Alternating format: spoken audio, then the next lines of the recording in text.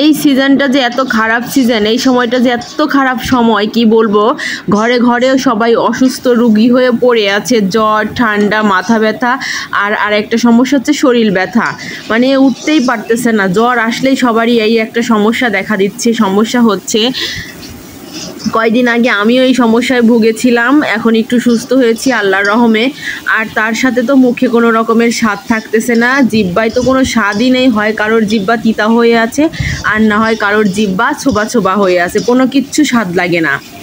এই সময়ে এই অবস্থাতে আমার মতো এই সুন্দর রেসিপিটা সবাই রান্না করে গরম ভাতের সাথে খেয়ে দেখতে পারেন। এটা হচ্ছে পাঙ্গাস মাছের ভর্তা।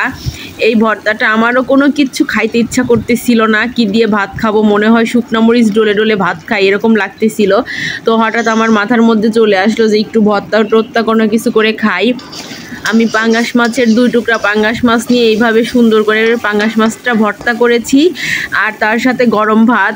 মানে কি বলবো, আমি যে অসুস্থ মানুষ, রুগী মানুষ, আমার এটা মনেই হচ্ছিল না।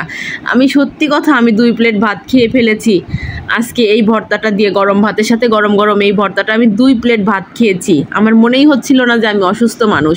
আপনারাও কিন্তু এই ভর্তাটা ট্রাই করে খেয়ে দেখবেন। সত্যি আপনারা যতই অসুস্থ হন না কেন, সত্যি মুখে অনেক স্বাদ লাগবে।